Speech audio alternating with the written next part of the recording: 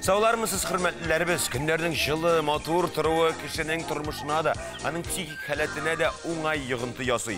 Әлбәттә, инде issене күтәрә алмаучыларга бераз гына читенрәктер. Әгәр кеше үзен тыныч тота икән, аның һәр кылган эше уңай нәтиҗә китерә. Табигать матурлыгы гына түгел, бүгенге бәйрәм рухы да күңелне күтәрә. Бүген нинди көн икәнен әйтәсеңме, юкмы? Бүген ватаныбыз өчен тантаналы көн Россия дәүләт әләме көне. Исәнмесез, мөхтәрәм тамашачыларыбыз, һәр кешенең үз ватаны бар, ватан өчен әләм дә мөһим әлбәттә. Ә без ватан сүзе астында яраткан гаиләбезне, гүзәл шәһәребезне, кадерле туган илебезне күз алдында тотабыз. Шушы тантаналы рухта без Алмаз Гәрәев, Зөлфия Шәмсуарова үз гаиләсенең әләмен ясарга теләүче Манзара Тапшырның иҗат төркеме белән тапшыруны башлыйбыз. Менә минем арттагыны шушы элекке Болгар чорыннан калган мунча хәрабәләре. Без бүген лимон пасты әзерләп карыйбыз. Безгә моның өчен 5 лимон кирәк булачак, 90 грамм шикәр комы һәм 300 мл сөт өсте. Йөрәгемә урын таба алмадым. Кайда югалып йөрдең син булай? Манзара тапшыруы вакытны мәгънәле, нәтиҗәле итеп үткәрергә ярдәм итә. Бүген дә кызыклы видео язмалар белеп ки, кунакханә сәхифәләре тапшыруыбызны бизәр. Кунаклар арасында әлбәттә инде Теләче районыннан килгән безнең данлыклы умартачылар, үз эшләренең осталары Нияз Гөлия Сабирҗановлар булыр. Танылган милли дизайнер Ләйсән Хаҗиева белән сөйләшеп кенә калмабыз, модельләр чыгышында карарбыз.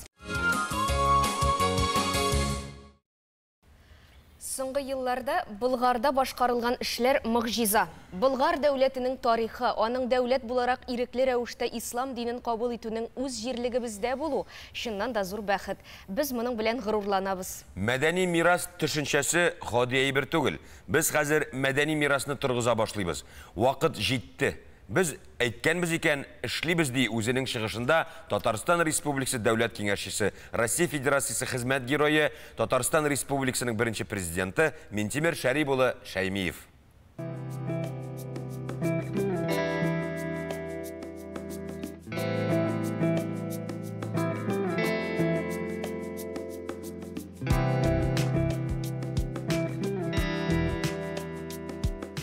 Бүгінгі матур жәйгі күнде біздің Болгарыбызның яр буенда шундый искиткеч истәлекле урыннар бар. Менә минем арттагыны шушы элекке Болгар чорыннан калган мунча хәрабәләре. Ул инде кояш нурларыннан, явым төшемнән саклау өчен менә шундый кырылма белән эшләнелгән. Якынрак килсәң, әлбәттә үз нигез ташларын күрергә мөмкин. Аннан соң инде тау битендә алтын гөмбәзле бина, Коръән музее, истәлек билгесе дип атала. Дөньяда иң зур басма Коръән китабы сакланган. Ә менә бу ак ташлар, стеллалар читтәрәк күренеп тора. Шушы стеллаларда инде рун тамгалы, уйгур тамгалары.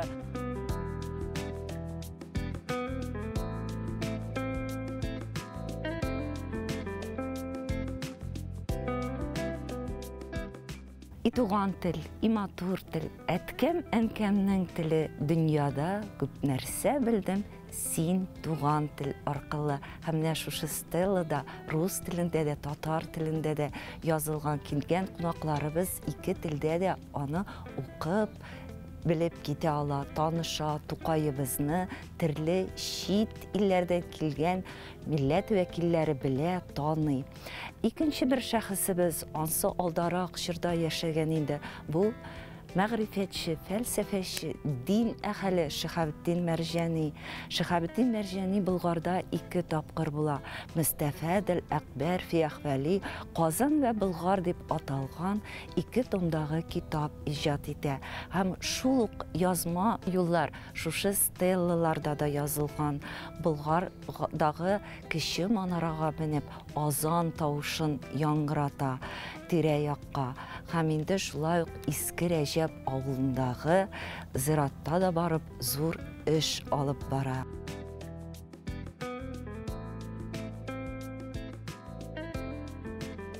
Менә бу бик кызыклы, шул ук вакытта серле сукмак. Bu ханнар сукмагы дип атала. Әлбәттә инде Болгар ханнары Казан ханлыгының ханнары гына түгел.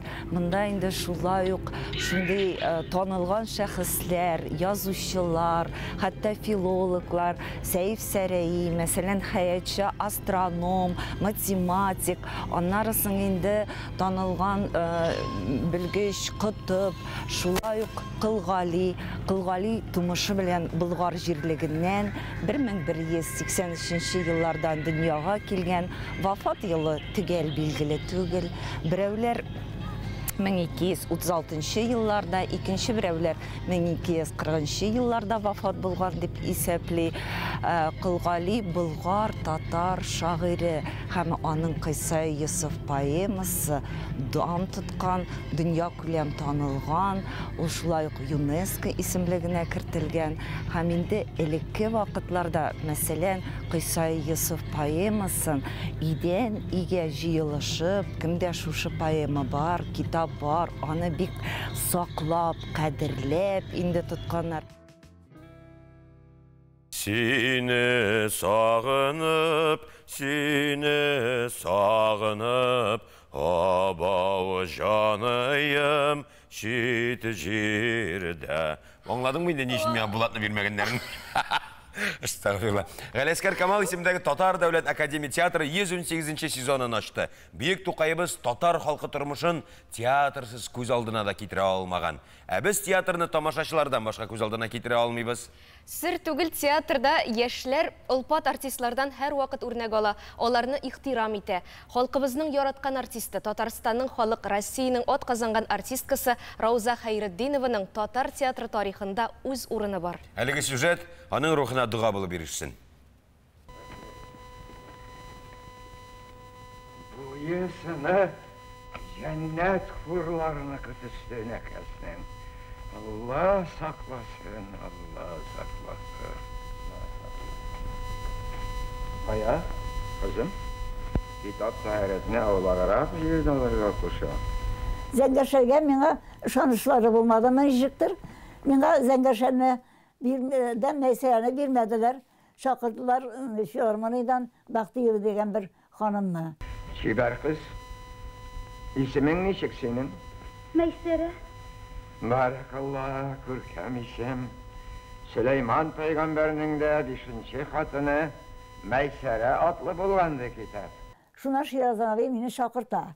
Ширазан абый әйтә, "Оза синең әзрәк кенә Зәңгәшәрдә уйныйсың килеп йөри дигән була инде. Шул Ширазан абый әйтә, нәрсә? Менә бит әле безнең Бактыйыбы авырып киткән, бүген уйный алмый икән, спектакль билетлары юк. Шуннан соң синең ничек хәлең? Мин инде массаларда уйнап йөрим иде, анда ролем бар массаларда, мин аларны беләм, кызлар, җегетләр барысын да беләм. Только мин абысайларны гына белмәйм, аны караганым юк. Шуннан мине тизрәк кенә җыйдылар да, тегеннән үткәрделәр дә кичүләр мин Зәңгәшәрдә Мәйсәрәне уйнадым.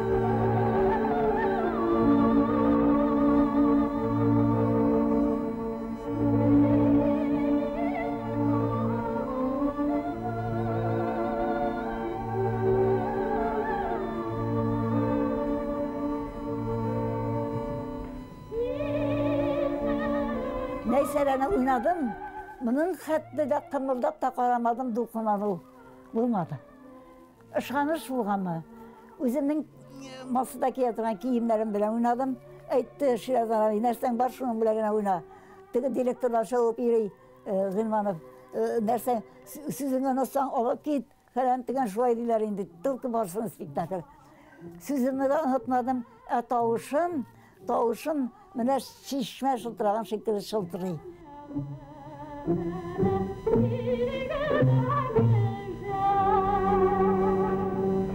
Каршыклар булган сынкыны урман пәрдәсе бара. Менә урман пәрдәсендә шакырдар ул вакытта җырларга Илһам Шакировны, Карурманны җырларга. Шуннан ул җырлый анда. Мин карыйм урман пәрдәсен бик ятадыр мен.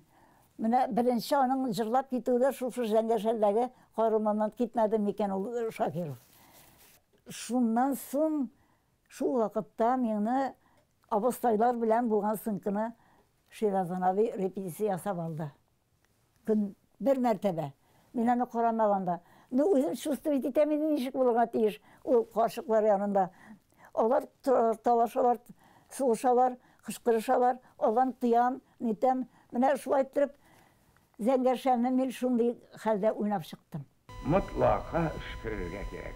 Euzubillahimineşşeytanirracim. Bismillahirrahmanirrahim. Başı var. Hazret bunu işlevi gerek. Kukratlarına zinleri dalagan köklü meysere.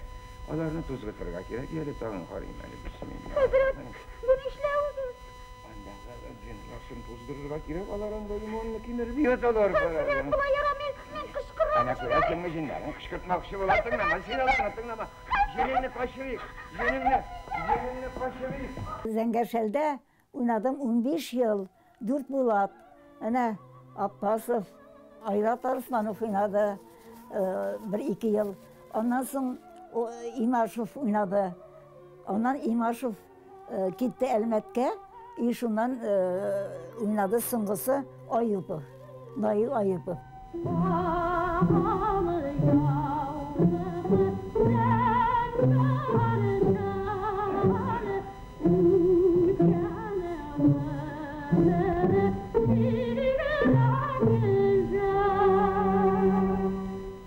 Халыкның улы кеше бергәлектә, бердәмлектә. Шуны онытмыйк.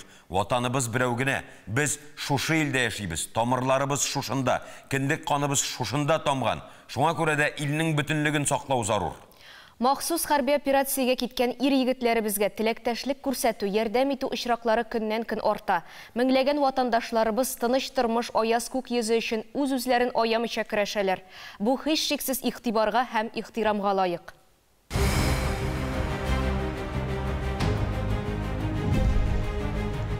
Расим Баксиков. Хәрби дәрәҗәсе өлкән лейтенант. Вазифасы танк экипажының механик йөртүчесе. Монолит дигән шартлы исемле өлкән лейтенант Расим Баксиков танк экипажы составында була. Команда Запорожье өлкәсенең Новодаровка бистәсен дошманнардан азат итәргә буйрык ала. Авылга якынлашканда дошман белән көчле бәрелеш булып уза, әмма чигенмиләр, шунда ук һөҗүмгә күчәләр. Нәтиҗәдә хәзер инде легендар Алёша танкы экипажы 2 танк һәм Украина кораллы көчләренең бронялы 8 машинасын юк итә. Россия президенты Владимир Путин указы нигезендә батырлык ордены белән бүләкләнә. Без каһарманнарыбыз белән горурланабыз. Истәлекле вакыйгаларны барлыйбыз, үткәндәгеләрне күңелдә яңартып, киләчәккә якты өметләр белән хәрәкәт итәбез. Татарстан яңа гасыр тапшырулары 2002 елның гыйнварында башлана. Ә инде 26 августта тулы кешенә эшли. 20 ел Яңа гасыр каналы эфирда. 20 ел без Татарстандагы барлык вакыйгаларны яктыртып барабыз.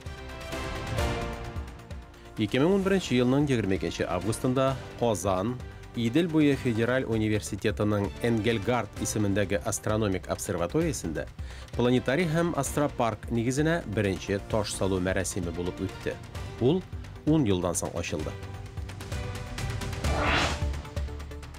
Тагын 7 елдан Алабуга айрым икътисади зонасындагы Синергия индустриаль паркы нигезендә яңа 4 завод эшли башлады. 2019 елның 22 августында һөнәри осталык буенча World Skills Казан дөнья чемпионаты Казан аренада нурлы тамаша белән башланып китте.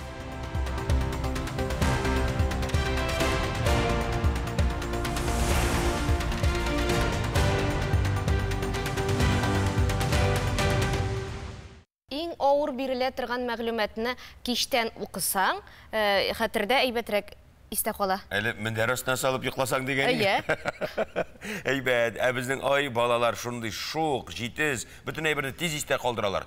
Тагын шигырь өйрәнгәннәр шаяннар.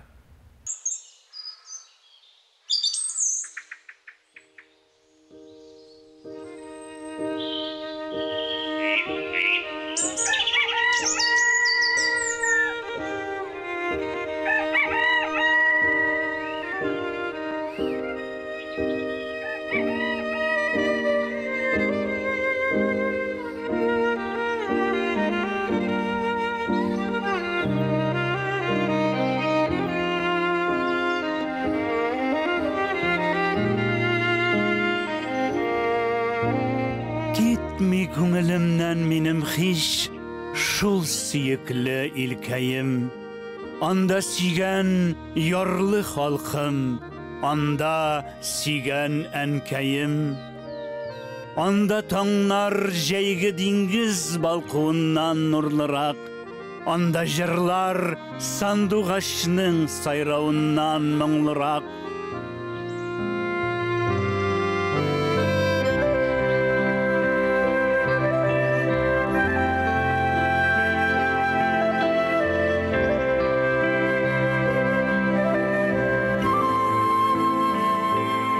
Кайда барсаң да имешди, bir кыяш бар җиргә баш. Юк, туган җирдә бүтән ул, анда тик шын, үз кыяш. Анда күк тә бик якын шул. Җирдә үк йолдызлары, күзләрен күрсәң танырсың, нәкъ үз авылың кызлары.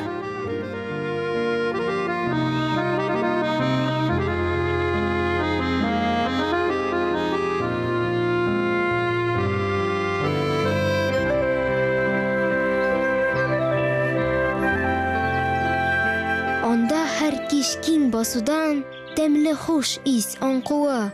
Анда айның жанга иркә һәм ягымлы балкуы.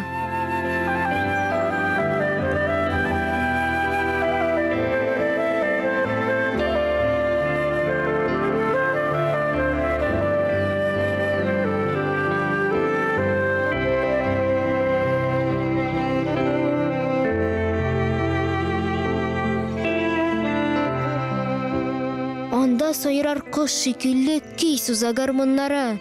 Сызла иркен тын һавада, анда илзар моңнары. Анда җырлый җирдә һәр таш, кул изи һәр бер агач. Анда кайтсам, мин дә башка, анда мин дә сандугач.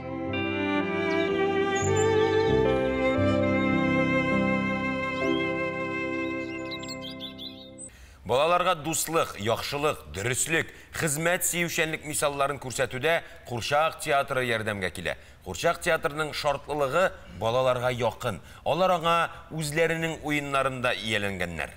Әкият Курчак театры 90-нчы юбилей сезонын ача. Юбилей елы уңышлы үтәчәгенә шигебез юк, чөнки уңышларга ачкыч үз кулыгызда, ихтыяр көчендә һәм хезмәтне яратуда. Һәр курчак айрым бер дөнья. Аларның хис кичерешләрен тамашачыга дөрес итеп җиткерү серләрен Татар дәүләт әкият Курчак театры артистлары яхшы белә. Бик нәфис курчаклар инде булар. Булар тростевой курчаклар дип атала. Бу теге Курчак театры артистлары өчен иң авыр система. Аның белән эшләүе минем өчен бик җиңел булса да, кайкемгәдер бәлки авырдыр име. Анда инде әлбәттә күзне бер кайчанда курчактан алырга кирәк түгел. Әгәр дә курчагың яшәсен дисәң, тамашачыны җәлеп итсен дисәң, күзең бер кайчанда курчактан теге үзеңнең партнерыңа түгел, именно шушы курчак белән эшләргә тиеш менә шулай. Рәхмәт лашын. Ләкин йөрәгемә урын таба алмадым. Кайда югалып йөрдең син булай? Тамашачының төп игътибары курчакта булырга тиеш. Шуның өчен еш кына спектакльләрне артистлар тулысынча кара киемнән башкара. Ул яктылыкны үзенә кабул итә торган материалдан тегелә. Костюмнар башка төсләрдән булган очракта нейтраль төсләр сайлана. Сезне таныштырасым килә безнең Мырау Батыр спектаклендәге курчаклар белән. Бу спектакль безнең ачык рәвештә дә идарә итә торган курчаклар бар монда. Һәм менә безнең Мырау Батырыбыз ул ачык рәвештә, менә монсы өстәл өстендә уйный торган курчак. Һәм аның бар менә ширма өстендә уйный торган, аның тагын менә алмашы. Еш кына безнең спектакльдә курчакларның менә була шулай алмашлары. Берничә курчак ясыйлар бер үк персонажга. Бу спектакльне без уйныйбыз менә шушындай милли киемнәр киеп. Ләкин менә карагыз, бу милли киеме безнең бер дә ачык, матур төстә түгел. Хәтта татар халкына бит инде без күнеккән матур, якты төстәге күлмәкләр кигән булып. Ни өчен менә моның безнең төсләр, хәтта аның менә фартугы да шундый караңгы төстә.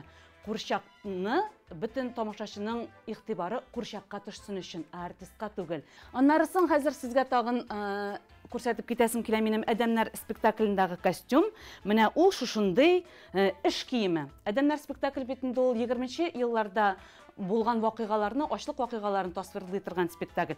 Әмма ләкин менә шушында минем костюмым менә шушындый эш киеме. Нигә эш киеме дип уйлыйсыз?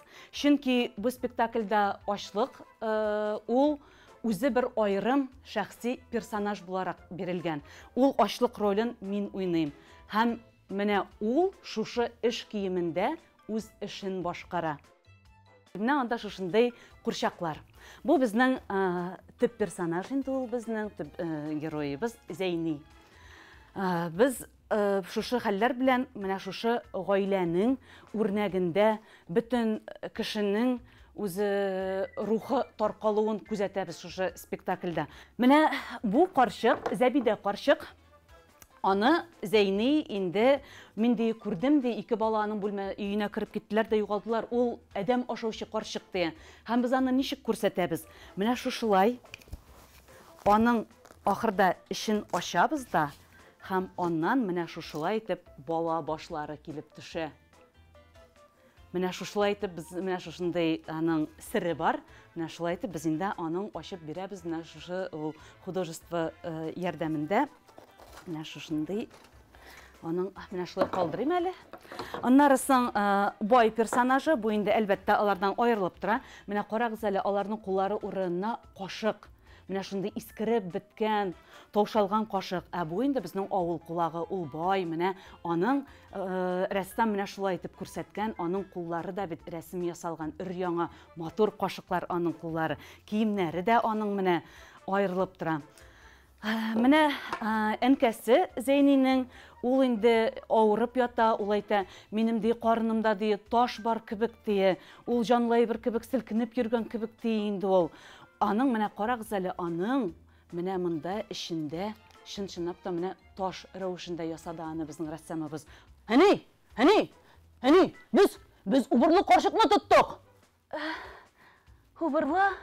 Әйе, Зәбидә карчык. Ул карчык хәерче балаларын җыя, суеп ашый, калганын тузлап куя. Әни. Актерлар рольләрен битлекләрдә дә башкара. Моның шулай ук үзнешкәлекләре бар. Менә бу безнең инде бу кәҗә маскасы. Менә шулай итеп киябез дә, менә шушының авызын булай итеп аламда, иягемә кигертеп куям менә. Менә һәр ачкан авызга ул минем ачыла. Менә монда аның тишекләре бар. Менә шушы тишекләреннән без тамашачыларга карыйбыз. Теге егылып төшеп китмәсен өчен монда аскада карап алабыз сәхнәдән. Менә шуның белән эшлибез инде без. Менә шундый. Инде аның костюмына килгәндә менә шундый матур күлмәк. Театр репертуарында легендар җырчы Әлфия Абзаловага багышланган спектакль дә бар. Биредә барлыгы 26 курчак катнаша. Шуның 12-се Әлфия Абзалова образы. Карагыз әле нинди курчаклары, алар шундый хәрәкәтләнәләр име. Менә анда моның нинди авырлыгы бар бу Әлфия спектакленең. Ник дигәндә монда сүз булмагачтын, эмоциялар юк. Аны бары тик курчакның хәрәкәтләре белән, курчакның менә бөтен кичерешне, бөтен нәрсә эшләгәнеңне бөтенесен курчак аша бирергә кирәк. Бик нечкә, шул ук вакытта бик күп тырышлык сорый торган шөгыль ул умартачылык. Борынгы фикер ияләре дә балны сәламәтлек эликсиры дип атаганнар һәм озак яшәү мөмкинлеге бирә дип тә әйткәннәр. Юкка гына үзеңне бал кырты белән чагыштыр. Бал кырты кебек булырга тырыш дип әйтмәгәннәр бит алар. Балның сихәте турында шын тәҗрибәле умартачылар сөйләр. Алар бездә кунакта. Гөлия Нияз Сабирҗановлар. Ассаламу алейкум, милләттәшләребез, хуш килдегез. Ва алейкум ассалам. Бу темага инде көннәр буе сөйләшеп була, ләкин без тиз-тиз генә инде төп сорауларга тукталып үтәргә тырышырбыз. Менә бал кыртына мәхәббәт кайдан килде? Ничек башланды ул? Сез кавышкан мизгелдә башландымы? Әллә сезнең айрым-айрым нәселдән киләме бу бал кыртларына мәхәббәт? Монда инде мин җавап бирәмен инде. Чөнки мин умартачылар гаиләсендә дөньяга килгән малай. Шул умарт кичкенәдән умарталыкта үсеп, уйнап үсеп дип әйтегәне кыртлар белән, бал кыртлары белән эшләп, уйнап үскән малай. Шуннан килгән мәхәббәт әфияне дә. Офтаннан башланган инде, әйе. Эш яшьтән кыртлар арасында булай итеп, теге таяк белән кыртлар белән уйнап йөргән малай инде мин. Гөлия, синеке ничек? Сиңа инде килен булып төшкәчләккәндер, шулаймы? Әйе, нәкъ тә шулай. Инде йөргәндә дә инде әзрәк инде беләдерим, нәрсәнең нәрсә икәнен инде кияүгә чыккач инде әкренләп менә эшкә керешәм. Әле пока инде хәзергә балалар белән, кичкенә балалар белән өйдә инде. Аннан соң әзрәк үскәннән соң инде күбрәк вакытны шунда үткәремен дип уйлыйм. Бер генә дә курку хисе юкмы нисең, мәсәлән, мин алардан бик куркам. Элегрәк ничектер курка идем, хәзер инде ялендем кебек. Һәр дусларга әйләнделәр. Алар ничектер сизәмсең, хуҗаларны сезне айырамалар. Чит кешеләргә ничек? Алар белән гомумән уртак тел табып буламы? Уртак телне табып була, сүздә юк. Бар кортлар белән ничектер аерым бер тыныш кына эшләргә кирәк дип әйтгәндә, бар хуҗаның әйтәләр, теге тәминнән исеннән дип әйткән чит ят эшләр булса, инде безнең үзебезгә дәгән бәйләнәләр инде. Не булса, куып җибәрергә дә мөмкиннәр, теге берәр нинди резкий исләр белән килеп керсәң, шуңа күрә алар белән тыныш кына, матур гына эшләргә кирәк. Андый вакытта тәртип була. Ничә баш умартагыз бар? Баш дип саныйлар микәннәр? Хәзерге көндә безнең 300 баш умарта. Безнең гаилә умарталарына дип әйтәләр. Моны шул икегез генә карап өлгерәсезме? Моны әтияни белән эшлибез инде. Әтияни безгә менә шунда бергә эшлибез. Гаилә белән. Һәм менә без бит нәрсәләрен генә күрмибез монда өстәлдәме? Ул менә шушы кичкенә кәрәзне генә карасың. Ай, субханалла. Уенчык кебек, хәтта моны шунда дип әйтмәссең, ләкин бу шын җәмәгать. Булар инде сабын белән шәмнәр ахраймы? Сабын. Кем балга кызыга, менә мин хәзер менә бу продукциягә бик кызыгам. Хатын-кызларны кына. Сез бал кыртлары патша бикәсе дисәк тә була. Сез менә ничек барлыкка китерәсез шундый продукцияны? Кайдан башыгызга килде шулай ясарга мөмкин икән? Безнең инде ул күптәнге хыялыбыз иде. Ничектер инде без аны һаман кичектереп килдек. Менә узган елны нәкъ шушы вакытта менә шушы эшне башлап җибәрергә булдык һәм безнең ул уңышлыгына бара, Аллага шөкер. Нәрсәләр бар инде? Менә күрәм, сабынны аңладык, шампунь бар, әтеге кичкенә савытлардагысының нәрсә икәнен аңламыйм. Помада шикеллесе ансыйның бурынга салкын тиюләрдәндер әйме? Юкмы? Ирен ярылганнардан бәйләбәт булыша. Монда инде безнең кулларга, ярылганнарга менә прополисный кремны бик яратып алалар инде. Прополисный, аннары питательный кремнарыбыз бар. Скраплар, бик хатын-кызлар яратып алалар анарын тоже. Аның шифасы, сихәте турында әйтеп үтегез әле. Чөнки хәзерге вакытта бит инде андый продукцияләр бик күп. Ни өчен нәкъ шундыйны сайларга кирәк икән? Ни өчен? Чөнки бу натуральный, монда 100% натуральный, монда бернинди химия әйберләр кушылмаган. Шунлыктан аны инде без 6 айга хәтлеген аның срогы, аны холодильникта сакларга кирәк. Теге бузыла дип әйтәсем килә инде, әгәр дә холодильникта сакламасак. Моны инде күбрәк шул натуральный булганга сайлыйлар. Чөнки бит инде менә кибеттән аласың химия, сплаш химияләр бит инде. Юкагына бит инде ул менә мунчаларда да бал белән сыланмаганнар, төрле маскалар ясаганнар, ул массаж ясаулар дисеңме? Әле бу без кешеләр арасында киң таралганлыгына әле без белмәгәне күпмедер, әйме? Бурынгы заманда бит инде бернинди химия булмаган, үзенең шул сөтте кышытканы натур продуктлары белән, балы белән яшәгәннәр, көн күргәннәр. Менә шулай да тагы бер сорау, шын бал белән ялганны ничек аерырга? Менә бер ысулын беләбез, янәсе калакны алып агызып торгач, ул өзелмичә инде матур гына итеп агып төшәргә тиешти. Әзрәк тамакны яндырырга тиешти. Тагын булар дөресме? Һәм тагын нинди ысуллар бар? Булар дөрес, сез әйткән ысуллары дөрес. Ну калганнары халык неләр дип әйтгәндә химик карандаш белән дә тикшерәләр инде. Кыягазга куеп яндырып та карыйлар, аның ысуллары күп инде, ул янмаска тиеш инде, шуңа күрә. Су белән ничек тикшерәләр? Су белән тикшерәләр, суга салып, салкын суга салгач, булгаткач балны, анда төбендә кәрәз формасындагы рәсем чыгарга тиеш. Әгәр дә ул чын бал була икән, кәрәздән алынган бал була икән, аның формасы кәрәз формасы. Бу инде ниндидер тылсымга да охшаган. Монса действительно тылсым, ул ДНК. Мондый һөнәрләр, мондый шөгыльләр буыннан буынга күчеп барсын иде. Балаларыгыз кызыксынамысың? Яки андый яшьтә түгелме? Балалар кызыксына, Аллага шөкер, кызга 5 яшьтән артын, 6 тула, малай әле кичкенәрәк, яшь ярым, но кыз инде кортлар янына бара, караша, киенеп, нитеп чыга мен. Хәзер тагы бер сорау бар бит инде менә шикәр кушкан диләр. Аны бит инде шикәрне балга махсус кушып булмый. Бал корты оялары янына махсус шикәр утырталар да, шуннан җыялар дигән әйбер бар. Истә калдырып торыгыз. Бу сорауны аннары юкә балы, чәчәк балы, ничек инде ул құрт мақсус юкәдән генә барып җыям, мақсус шәшәктән генә менә буларны ничек аерырга һәм ничек дөрес аңларга моны? Монда инде айыруга килгәндәнең бар тәме бар. Шәшәк балының бер тәме, юкәнеке аерым. Менә мәсәлән кара бодайныкы төсе дәгән карарак булып тора инде, тәме дәгән икенче булып тора. Алар инде кортлар бар, именно менә мәсәлән юкәгә генә чыгыз дип әйтсәм булмый, анда бар башка шәшәкләр дә кушыла. Мәсәлән юкә балы бездә дә бар инде. Юкә балы дип җитештерәбез, мәсәлән кешегә тапшырабыз дип әйтик инде. Анда да бар күп мөдирлеше аның бар шәшәк. Анда менә основной шәшәк дип әйтик, менә шул юкә шәшәгеннән ышкан. Димәк, юкә шәшәк аткан чорда җыелган бал, юкә балы була. Кара бодай шәшәк атканда кара бодай, башка шәшәкләр инде ул бар. Аңлашылды. Менә шулай аерып. Баласына шулай инде ниндидер шик-шөбһәләр керә, шундый сыйфатларга хас. Шулай да менә сезнең чын натураль продукт моңа. Шикәр кушкан дигәнне дә тукталып үтсәк. Шикәр кушканына дип әйтсәк, ана шикәрне теге широп ясап ашатучылар дип әйтик инде, шулай дип әйтәләр. Булар шикәрне аның үзенә кушып та алмый, дип та алмый. Но хәзер заманасы шундый кайбер ниләрдә бу кортсыз да бал җитештерәләр, аны заводларда. Аны без сөйләшәбез, Кытай бал дип сөйләшәбез. Кызык икән. Менә күш айыру бар бит, әйме? Ул очракта менә ничек моны аңларга, кая хәбәр итәргә, ул 300 баш күп бит инде. Бәлки ул әле аерылып китеп кемгәдер зыян да ясарга мөмкин бит. Менә мондый очракларда нишләргә? Күш айыра сезонга бер тапкыр инде, җәй вакытта, җәй башында дип әйтик, май ахыры, июнь башында.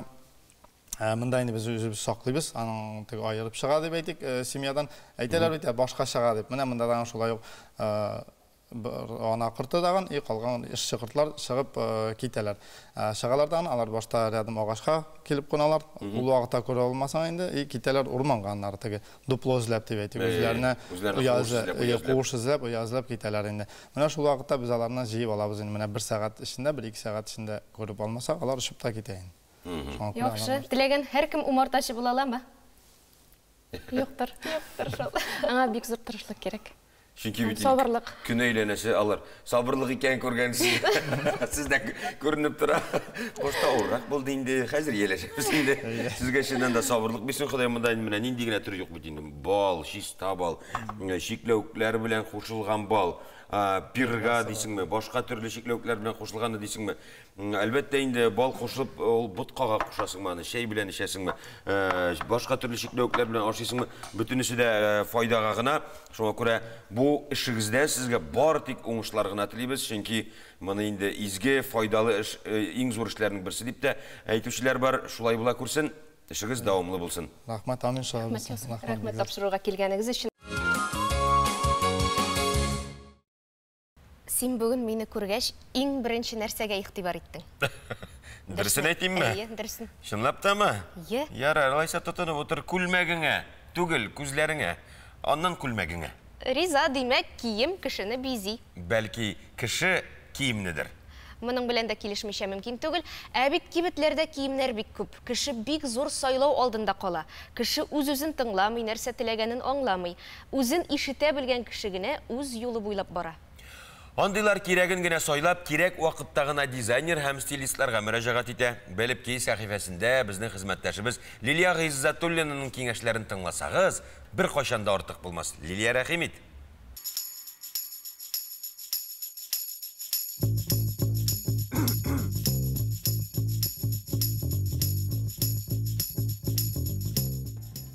Исәнмесез. Аның киңәшләре, күлмәкләре кебек бик кыйммәт. Сүз Валентина Гаравани турында. Бүген сәхифәнең нәкъ аңа багышлыйм. Танылган дизайнерның хатын-кызлар мода турындагы уй-фикерләре белән танышканчы, әйдәгез Валентина мода йортының тарихына күз салыйк. Танылган Италия модельеры балачактан рәсем ясарга ярата, сәнгать мода белән кызыксына. Парижның сәнгать мәктәбендә һәм югары мода палатасы каршындагы мәктәптә белем ала. Берничә мода йортында эшли һәм үзенең ательесен ача. Аның эшләре зәвыгы, яхшы өлгесе, кулдан тегелгән бизәкләре, кыйммәтле тукымалары белән аерылып тора. 1960 елда Валентина бренды барлыкка килә. Нәкъ менә бу вакытта Голливудның чәчәк атып, кызыл киләм культурасы барлыкка килгән чоры була. Валентина моны исәпкә алмыйча калмый. Аның коллекцияләрендә Италия элегантлыгының иң яхшы традицияләре буенча ефәк, челтәр, шифон тукымалардан тегелгән күлмәкләр өстенлек итә. 1962 жылда Флоренцияда Валентинаның мода күрсәтүе була. Коллекцияда кызыл төстәге киемнәр өстенлек итә. Шуннан бирле әлеге төс мода йортының визит карточкасына әверелә. 1968 жылда дизайнер тыныч төсләрдәге киемнәрдән торган коллекциясын тәкъдим итә. Бу вакытта аны төссез дизайнер дип атыйлар. Чөнки мода дөньясында ачык төсләр өстенлек итә. Әмма шушы коллекциядан Америка президентының хатыны Жаклин Кеннеди туй күлмәге ала. Нәтиҗәдә Валентинаның даны бөтен дөньяга тарала. Ул иң яхшы дизайнерлар исемлегенә керә. Мин хатын кызга нәрсә кирәген яхшы беләм. Аларның барысы да матур булырга тели. Бу Валентина Гаравани сүзләре. Һәм моның белән килешмичә мөмкин түгел. Бала чактан иң мөһиме эчке дөнья дип үстерсәләр дә, күзебез тирә-юньдәге матурлыкка төшмичә калмый. Бүген сәламәтлек һәм табигыйлык модада булган заманда матур булу аның кадәр үк авыр түгел. Үзеңне ярату, карап тәрбияләп тору, берничә стильле кием һәм синең тышкы кыяфәтең эчке матурлык белән тәңгәл киләчәк. Матур буласың килсә, булды Валентина, сиңа беркем дә комачауламый. Дизайнерның фикере буенча кызыл иң яхшы төс. Ул барлык хатын кызга да килешә. Бары тик кызылның 30дан артык төсмере барлыгын онытмаска гына кирәк. Валентина гади киемнәр ярата. Гади күренү белән гади киемнәр сайлау арасында аерма бар ди ул. Оригинал булырга тырышып, зауык һәм элегантлык турында онытып җибәрәбез. Ә бит база киемнәрне төрле элементлар белән тулыландырып, бик яхшы образ ясарга мөмкин. Һәр кешенең дә үз база киемнәре булырга тиеш. Вакытыгыз булмаганда, әмма стильле күренергә кирәк булганда, нәкъ менә алар ярдәмгә киләчәк. Валентинаның мода турында тагын бер фикере. Һәр буын иске модадан көлә. Әмма аның билгеле бер цикллардан тору турында онытмыйк. Һәм моңа бернинди нәтиҗә чыгарырга кирәкми. Бу бары тик вакыйгаларның табигый агымы гына. Әлеге стиль дәресләрен истә калдырыйк. Һәр вакыт матур булыйк дигән теләктә мин сезнең белән саубуллашам. Син дә Ләбиб Леронның татар теле дәресендә шигырен беләсең бит? Дамир абый әйтеп тора, кабатлап бара Сара. Мин барам, син барасың, ул бара. Кинәт Сара туктады да уңга-сулга карады. Аңламыйча калдым абый, ә без кая барабыз? Әлбәттә Казанга. Еш чыннан да безнең Казаныбыз үсә, матурая, данлыклы тарихын язуын дәвам итә. Без сезне 1000 еллык башкалабызның серләре, яңа ачышлары, күренекле шәхесләре белән һәр вакыт таныштырып барабыз. Әлбәттә, Татарстанның Россиядәге тулы вәкаләтле вәкиле Рауил Әхмәтшин Казанда узган елларын искә алып, башкала урамнары буйлап кичкенә генә сәяхәт кылды.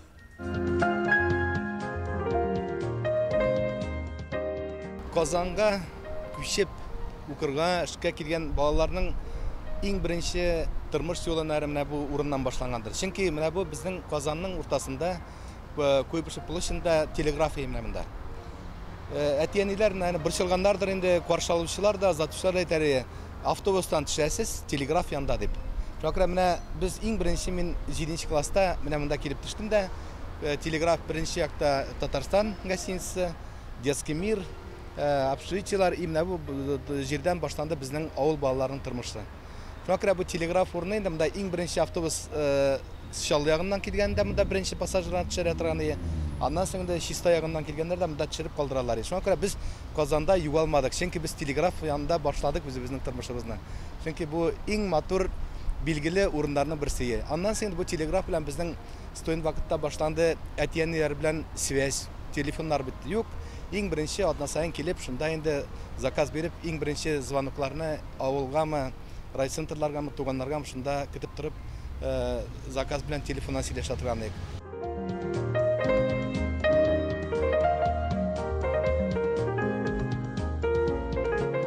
Мәктәпкә чакыру кәгазе килгән язучылар союзыннан, Гариф Ахуновтан, язучылар союзының председателе, шуны 7нче класс укучысы Әхмәтшинне чакырабыз язучылар союзының съездына дип.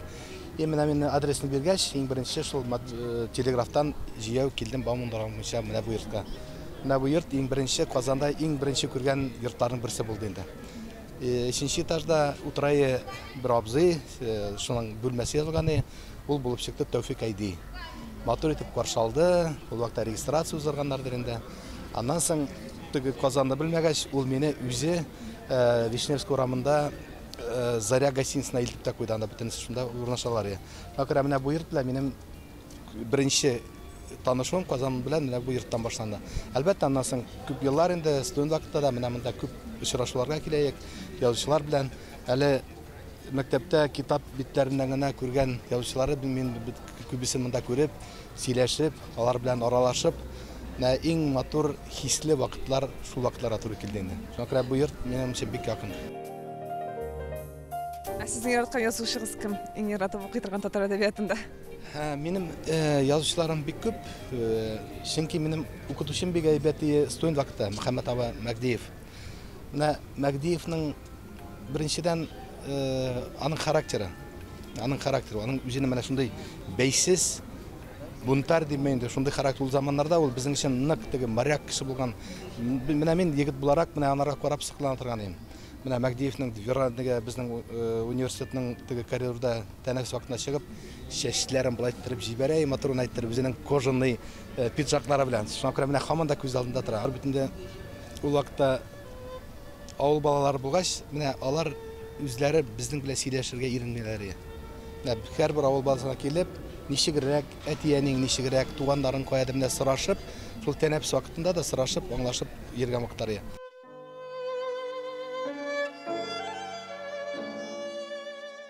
70 елда авылдан килдек, кылыч шалбарларны, полоска штаннар белән монда экзаменнары биреп, менә университетка укырга кирдем. Татар теле һәм әдәбияты бүлегенә инде. Иң беренче булып инде безне монда каршы алды, безнең куратор, легендарный шәхес Җәмил Зайнуллин, безнең ул гарәп белгече, ул вакытта әле Ирактан кайткан посольстводан гына. Беренче ул безне кабул итте, безнең группаны, корпусны без беренче әле булмаган именно үзебез тизеп битергә ярдәм иттегендә студентлар. Без монда безнең 10-11 этажда деканат һәм кафедралары инде. Менә бу зданиедә легендар шәхесебез, минем диплом җитәкчесе Диләр Тумашева булды инде. Бу зданиедә безне укытты Фулрапа Сафиуллина, легендар шәхесләр инде. Фәйма апалар һәм башкалар шуларны һәр вакытта искә алып, җылы күңелгә алып торабыз. Чөнки безне күп әйбергә өйрәткән укытучыларыбыз. Тагын искә аласы килә Мөхәммәд Мәгдиевны, менә ул бит безгә укытты советский литератураны иде. Менә шуңа күрә авылда без нидер теге татар авылында мәктәптә укыгач, безнең күбрәк татар язучылар белән. Мөхәммәд абый безгә күзне ачты совет әдәбиятына бөтенләй дә. Аның Мөхәммәд абыйның дәресенә кермәү ул нидер бер гынах шикелле була торган. Менә Мөхәммәд абый килеп керә, ул тегеннән коридордан авылда ат бетә трактор дип нәрсә килеп керә, ул беренче секундтан кертеп җибәрә иде лекциягә. Шуңа күрә минем диплом язганда ул минем рецензент булды инде. Деятельность научного обществоведения. Мөхәммәд абый әйткән, менә бу эшең әйдәнергә тиеш зур научный труд, но киттем бүтән җиргә, шуңа күрә ул эшем минем тора һаманда. Бәлки бер вакыт кирәге чыгарам дип ышанып калам. Ул күп еллар студентларга, ягъни шәкертләргә милли костюм тарихын укыта. Татар дизайнерларынан беренче булып үзенең тупланмаларын, ягъни коллекцияләрен зур сәхнәдә концерт тамаша итеп тәкъдим итә. Танылган милли дизайнер Ләйсән Хаҗиева үзе бездә кунакта, хәтта үзе генә түгел, үзенең модельләре белән дә килгән. Чөнки яңа тупланманы тамашачыларыбызга сөйләп кенә түгел, хәтта күрсәтәсе дә килә. Шулай бит, Ләйсән апа? Шулай. Сәламлыйбыз сезне. Саумсыз, хош килдегез. Ничек хәлләрегез? Әйбәт кенә. Вакыт җитмидер, күптән күрешкән юк, әле шушы студияларда без кайчан гына кул эшләреннән нинди генә әйберләр ясамый идек. Менә инде ниһаять күрешер вакыт җитте. Шуннан да миндән сезне бик сагындым, күптән күргәнем юк. Нишләп килгәнем юк, чөнки минем эшем бик күп. Аллага шөкер. Өлгерәсеңсең. Өлгерәмдер. Монда утыргач өлгерәмдер. Менә шуннан да беренче адымнар ничек башланды соң? Дидер кул эшләнмәләреннәнме, соңыннан ул күлмәккә әверелдеме? Ничек башланып китте сезнең? Яки бала чакта ук тегәйдегезме? Мин бала чакта ук тегә башладым. Кул яулыкларына чигәбез бит инде, шулай башланды. Шуннан да шулай. Яны миңа әни әйтә, кайдан үзе хәтерләмим инде. Әни әйтә, детсадта менә инә бирделәр. Без детсадта бит инде нәрсәдер эшли башлыйбыз. Шуннан соң син инәне бөтенләй Куймадың да һәр вакыт. Әле мин хәтерлим, миңа әти ул вакытны ясый да белмидер. Миңа әти ниндер этләр, мәшеләр ясап бирәдер иде, мин аларны чигә утырадыр идем. Субханалла. Әлеге эшләр исәнме? Исән түгелдер инде. Менә шагыйрьләрнең шигырь ничек язганын, туганын аңлыйбыз. Эскизлар ничек барлыкка килә ул? Башыгызда менә ничек менә шундый күлмәк ясыйм әле дигән бер шик. Шулай ук, менә нәкъ шулай. Шигырь туган кебек буламы? Шигырь туган кебек, рәсемнәр. Менә мин үземне, мәсәлән, әйтик, бер рәсем белән художник белән һәр вакыт чагыштырам, чөнки мәсәлән, әйтик, художникларның инде төрле ниләре була, марионист, портретист һәм башка модада шулай ук. Кем нәрсә белән шөгыльләнә, менә кеше тегә белә, кеше дизайнер гына дип әйтеп булмый. Моданың аның төрле направлениялары бар. Мәсәлән, әйтик, сез мине беләсез, милли стильдә генә эшләгән идем моңарча. Хәзер инде мин яңа үземә направление алдым, минем шул ул яңа. Көндәлек киемнәр тегә башладым. Менә монда кунакка килгән модельләрнең кайсыннан башлап нәрсәне аңлатып була? Менә беренче кызыбыз ул пиджак дип әйтеп була, әйме? Итәк дип әйтеп була. Өстәвенә миллилек өсти торган шарф, әйме? Дөрес аңлыйбызмы? Дөрес аңладыгыз. Без аңламаган нәрсәләр бар монда. Сез аңламаган пиджак түгел, жакет. Аны аермасы бар. Жакет ул хатын-кызларныкы, пиджак ир-атларныкы була. Һәм инде итәк, икесе менә бу комплект твилдан тегелгән, твил дигән тукымадан. Ул хәзерге вакытта модага керде, һәм ул натураль. Яулык инде милли стильдә ясалган. Көндәлек кием дип әйтсәгез дә, барыбер ниндидер милли төсмер бар. Жакет белән итәкне аерымда кулланып буладыр, шулаймы? Аерымда кулланып була. Рәхмәт. Хәзер инде менә бәйләгән тукымадан эшләгән, ул бәйләгән түгел, ул тукыма. Джерси дип атала. Хәзер шулай ук модага керде. Менә бу люрекс, ниндер металл төсе. Люрекс. Мен монда сөйләшә алмасмын ахыры, карап кына утырырмын. Сезгә алмас кирәк түгел, ул өчен хатын-кызлар өчен генә.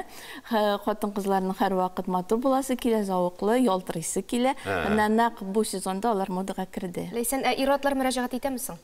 Люрекс артыннан. Ир-атлар да килә, аларга люрекс түгел, аларга башка төрле тукымалар, ана твид дип әйтик. Твиддан бик матур пиджаклар чыга. Твит ул беренче кызда язалыда. Рәхмәт. Һәм инде шелк. Ул һәр вакыт модада, гүзәллек, ефәк тукымалары. Ул инде көндәлектә киеп була бу күлмәкне, берәр кайда бәйрәмгә дәгән киеп була. И мөһиме, беләсезме, хәзер модага керде, менә быелгы модада әз генә фигураны күрсәтергә. Без бит оверсайзга өйрәндек инде, без форменный киемнәргә, без инде әз генә үз асылыбызга кайтып барабыз. Шуннан да шулай, һәм инде бәйләгән яка. Аны алып куеп була. Бу күз яуналарда якалар алына, шулай аны башка киемнәргә дә ничектер кулланып буладыр дип аңлыйм. Аны үзебезнең милли төсмердә эшләнгән дип әйтеп буламы? Юк, аны булмый. Әйтәм иш, әле мин монда менә бу коллекциядә әз генә миллидән китәргә уйлыйм. Чөнки һәр ниндер яңа направлениедә эшләргә кирәк, уйларга кирәк. Мин инде үземне эзлим дип әйтерлек. Һәр вакыт эзлим мин үземне. Эзләнүдә, һәр вакыт хәрәкәттә бу искиткеч һәм соңгысы. Һәм соңгысы алай шулай ук бәйләгән. Тукымадан джерси. Люрекс бит бу. Люрекс. Менә алмаздан аңлый башлады. Люрекс бит бу. Менә алмазга, менә күрәсезме, ничек тиз һәм ул запоминающий дип әйтик. Инде күлмәкне аерым әйтәсем килә. Эштәге күлмәкне ул һәр вакыт классика. Бигрәк тәгән ир-атларга дагын, хатын-кызларга дагын менә зәңгәр ак төсле, ак юллы күлмәк булса, ул бөтен кием белән дә килешә, джинсы белән дә, пиджак, жакет һәм башка киемнәр. Менә бер сырыймы? Ул унисекс дип әйтик. Менә ир-атларга да, хатын-кызларга да ярый. Менә бит Люрекс күргәч, ялтырамасын инде. Менә бу өстәге шул, миңа бар пиджак инде. Жакет. Ул жакет дип бар. Монда жакет дейме? Жакет. Аңлашылды. Рәхмәт. Спортшик стилендә ясалган ул, тегелгән. Ләйсән, үзегезгә киемнәрне тегәсезме? Мин тегәм. Мин киемгә йөрмим, кибеткә йөрмим. Йөрмисез? Мин яратмыйм, мин шопоголик түгел. Но шопоголик киемнәр Әміне тоқымалар кебітіне кірсәм, енді бітті баш. Сізні аннан алып шығып болмай? Yok, болмай. Оқшада береге ярамай. Өзіңізден де нәрсе көбірек келішкенін біреуді аңламай, сіз өзіңіз шын модельер, шын дизайнер? Ғыммен дүния көлем шындай модельерларыны көзәтәсізме? Аларының ішлерін, çünkü бетінде ол тарихқа негізленсек, нендегіне донлықлы исімлер, шәхіслер yok, нендегіне қызықлы тарихқа негізленіп өчірілген кинолар, сериаллар yok. Анда бетінде көз яшілер де бар, ашы язмыш та бар. Мына шындай әйбірлерге көзәтіп, өзіңізге ненде болса, білім яки тәжірибе топлайсызмы? Яки yok, мына менлейсен, мен өзімдікі гіне, өз юнәлішімдегіне әшлім дейсізмі?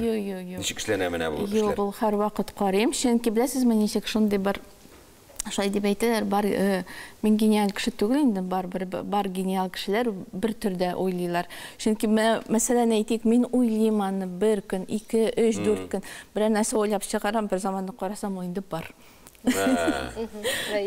Шының үшін мына нешіктір әзгіна өзгәрттірге, я бірән нелер енді өзіңдікі болып шығанлары. Ешірім батырым түгіл, сіз енді артистларға да шындай дедір милли зауық тәрбиеләдігіз артистларда да сізге бек көп мәрәжәғат етелер. Сіз оларға өзіңіздің кеңешлеріңізді бересіз ме? Әлі енді олар міне бізге шындай қалфақ керек, нешік олар сізге мәрәжәғат етелер? Олар келелер тән білесің, башта мен аңламайдырым, не ішләп сіз өзіңізге нешік білмейсіз нәрсе керек. Анданы мен аңладым. Олар бит меңа кеңеше келелерден, лейсе мына шулай керек.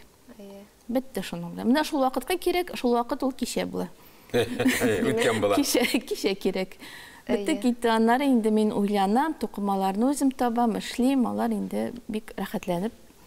Нәрсәгіне десек те біздің өзіміздің милли киімлеріміз бүгінгі заман күн көрушіне туры келіп бітмей десек те дұрыс енді аларын заманлаштырға керек еді. Анда мына недір арада бушлық бар, çünkü бетінде біркімде алыяпқышлардан андай қалфақлар кейіп үрмей күнделікте. Аларын шікір заманлаштырып, әйінде бүгін күнге ярақлаштырушылар бар. Қазір дизайнерлар ортамы, әм біздің милли киіміміз күн көріште көбірек қоланыла башлады deyip әйте алабыз мы біз? Дизайнерлар орта. Мен алар білән бек тату. Çünkü biz оралашабыз, қойсы бірлері білән бір-бірімізні кеңешләсәбіз. Бірәр нәрсе керек болса, әйтек мәселен, бірәр аксессуар, мен аксессуарлар жасамайым. Сумкам, оя киімі, мен оларға мәрәжәғат етем, олар меңа берәлер, шулай ук мен киімнәрні дәгін. Ол менің үшін шатлықлы, çünkü мен өзім гіне башлағанда бик ауыр еді, кіші аңламайдыр. Бұлай, анары тарихшылар білән бик көп бәқішләшкен бар, татарлар алай киінмәді, алай болмады deyip әйтушілер. Әмі дәлі, кім білесіз мен нәрсе?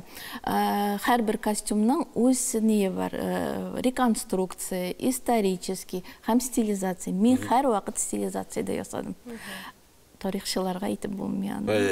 Аңламайлар стилизация екен. Бізге қазіргі қатын қызлар турында сөйлейбіз енді көбірек стилизация керек. Çünkü заманаша киінесі келер. Лирикс керек, лирикс. Лирикстен милли киіміш деп болмасын. Башлағанда ауыр болған аңладық, қазір енді жеңілейді дейсіз. Субханалла, бізде мыңа шат, ол мына яңа коллекциялар дейсіз ме енді, оқыту ұшы дейсіз ме, біз бір-бірізге қарата иқтибарлы болдық әр уақыт біздің тапсыру білән бір-бірізді күзәтіп барабыз. Әшілайда тағын нәрсе білән мәшғүлсіз, Лейсен ханым? Біләсіз мен ішіге айтайым, мына яңа коллекция дегенде, аның туғанын менің ғойлегіне көре. Нешлейм мен анда йоқыламайм, ойланам, табам. Һәм инде шул яңа коллекциялар туғаш, аны бит күрсәтәсе килә. Тамашачыга җиткерәсе килә. Менә нәкъ шундый проект минем өчен инде 3нче мәртәбә була. Концертта дип әйтәсе килми бу юлы була шоу. Әйе, ул ябык шундый показ. Модельное агентство персона белән бергә без эшлибез аларның биналарында. Һәм инде анда шулай ук минем дусларым җырчылар була, минем 5-6 коллекция булачак. Һәм инде иң мөһиме һәр бер кеше килә ала. Ол бушлай була, әмма дә ләкин миңа язарга кирәк, минем директорга язарга кирәк, киләсе киләм дип, без пригласительный җибәрә алабыз. Аңлашылды, рәхмәт Яусын. Аяк кулларыгыз сызлаусыз булсын, эшегездә бары тик уңышлар телибез. Сез укыткан шәкертләр безнең милләтебезгә, республикабызга файда китерердәй осталар булып өлгерсеннәр иде. Рәхмәт бик. Уңышлар сезгә. Зәук тәрбияләгәнегез өчен бик зур рәхмәт сезгә. Ә без тапшыруыбызны дәвам иттерәбез. Ничек соң лирикслар ошадымы? Ой, шамча. Байдыр шул. Бүген без бик үзенчәлекле бер десерт әзерләп карыйбыз әле. Диләрә, нәрсә әзерләячәкбез? Без бүген лимон пасты әзерләп карыйбыз. Безгә моның өчен 5 лимон кирәк булачак, 90 грамм шикәр комы һәм 300 мл сөт өсте. Иң беренче чиратта 3 лимонны алабыз да һәм 2гә бүләбез. Шуннан соң аларның ичлеген алып куябыз.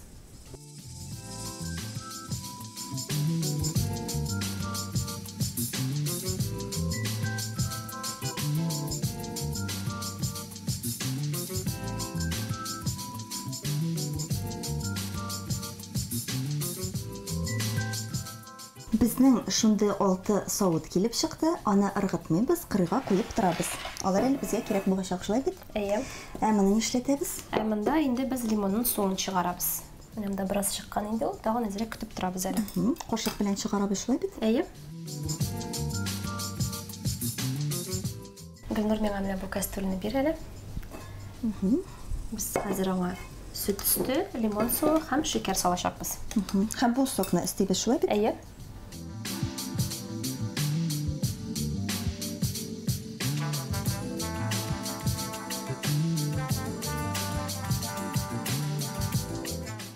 Хәзер без моны болгатабыз һәм кайнаганчы сүрән утта тотып алабыз. Мин хәзер кыргыч аша лимон цедрсын ясыйм. Безгә моның өчен 2 лимон кирәк булачак.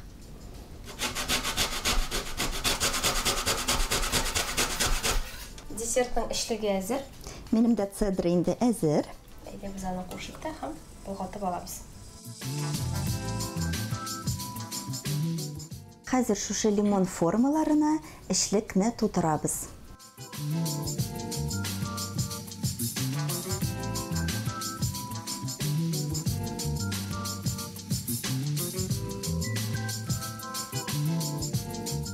Хәзер без үзебезнең десертны 1-3 сәгатькә суыткычка алып куябыз. Килеп чыккан десертларны бүтнек яфраклары белән, төрле җимешләр белән, җиләкләр белән һәм чәчәкләр белән бизи алабыз. Безнең лимон пасты әзер. Әйдәгез, авыз итеп карыйк. Әйдә. Так.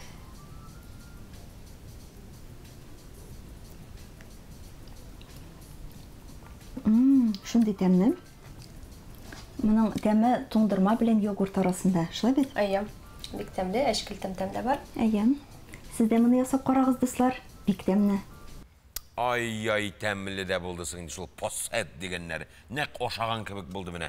Хәзер эшне дәвам итсәк тә була инде. Әйе. Ничек уйлыйсың, һәр вакыт бөтен нәрсәдә тәртип сакларга тиешме без? Әлбәттә, чөнки берәү әйткән, әгәр дә байысын килә икән, һәр нәрсәдә тәртип булырга тиеш. Күңелеңдә, уйларыңда, эшеңдә, өеңдә Бөтен кагыйдәләрендә үтәргә кирәкме? Менә ансын белмим, әйтә алмыйм бит. Психологлар балаларны кичкенә чакта ук акча тотарга һәм кибеткә йөрергә өйрәтергә кирәклеге турында сөйли. Мисал өчен 6-7 яшьлек балага ипи, он, сөт кебек ризыкларны кибеттән алып керү сезгә булышы турында әйтә аласыз. Хукук ягыннан да вак-төяк ризыкларны, констовар кебек әйберләрне кибеттән сатып алырга ярый икән. Шулай итеп балалар мөстәкыйльккә өйрәнә. Ләкин бу эшнең икенче ягы да бар бит әле. Мәсәлән, тәртип. Кибеткә килеп, рәхәтләнеп, уйнап, сикереп, башка кешеләргә дә машаулап йөрүче балалар да бар. Аяз мәсәлән шундыйлардан. Аяз киләле монда син ни эшлисең, кая йөрисең? Аңлый, монда бик күп кызыклы әйберләр бар. Хәтта кашырга да җирләр бик күп. Ләкин мондый зур кибеттә мин сине ничек табачакмын? Бүтән булай эшләмә, ярармы? Ярар. Зур кибетләрдә балаларның яратып уйный торган җире ул да булса эскалатор. Ләкин биредә балаларны үзеңгә калдырырга һич кенә дә ярамый. Биредә икенче катка менәсез икән, баланы җитәкләгез. Үзенә генә эскалатордан чыгып йөргә ярамаганлыгын аңлатыгыз. Аяз, киләле монда син ни эшлисең? Аяз, эскалатор ул игътибар сырый торган җир. Монда синең шикелле кечкенә балалар күп кенә җирдә кысылып калырга мөмкин. Синең белән мондай әйбер булмасын өчен минем арттан калма һәм әлбәттә игътибарлы бул. Шоу берге яраткан Аяз кибетте дә үзен тыеп тора алмый. Урын күп, кешеләр дә әз, рәхәтләнеп бар энергиясын чыгарырга булды. Так, Аяз, менә син ни эшлисең? Кибеткә килгәнсең икән, монда син һәрбер әйберне тотып карый аласың дигән сүз түгел. Күп кенә әйберләрне монда тотырга кирәк түгел. Монда килгәнсең икән, аласы эшлисә әйберләреңне эшлә ал да һәм өйгә кайтып кит. Бүтән булай эшләмә, ярармы? Ярар. Хәзерге зур сәүдә үзәкләрендә кешеләргә теге яисә бу товарны сатып алырга гына түгел, ә күңел ачарга да мөмкин. Ләкин күңел ачу дигәндә бу тәртип базарга, кирәкмәгән җиргә менәргә, сикерергә дигән сүз түгел. Балаларыгызга һәр җирдә дә игътибарлы булырга кирәклеген аңлатыгыз. Тишәле моннан. Аяз. Син беләсеңме, сиңа күпме тапкыр әйтәм, син һаман аңламыйсың. Соң баскычтан тыныч кына төшәргә ярамый әле? Син гел кыланасың. Бүтән булай эшләмә, ярармы? Ярар. Кая гына барса да Аяз ашау ягын кайгырта башлый. Тамагың ачкан икән, сәүдә үзәгендә моның өчен махсус урыннар бар. Теләсә кая утырып ашау матур күренеш түгел. Аяз, тагын ашыйсыңмы? Әлеге кагыйдәне мин сиңа 100 тапкыр әйткәнем бар инде. 101-нче тапкыр кабатлыйм. Кая гына барсаң да, музейгамы, театргамы, кибеткәме, монда ашарга ярамый. Ашар өчен махсус урыннар бар. Һәм Аяз, икенчедән, син ашар алдыннан кулыңны жудыңмы? Жумасаң, Аяз, бар жуып кил. Аннан соң өйгә кайткач рәхәтләнеп ашарбыз. Ярар. Шаян ТВ каналын караган балалар мондый хаталарны сирәк ясый, чөнки Шаян ТВ балаларны акыллы, тәрбияле булырга өйрәтә. Һәр нәрсәнең башы булган кебек ахыры да була шул инде ул. Тапшыруны башлаган гына идек, инде тәмамлар вакытта җитте. Бәхетле, бәрәкәтле, сәгадәт белән тулы көннәр насыйп булсын. Киләсе очрашуларга кадәр сау булыгыз, хөрмәтләребез.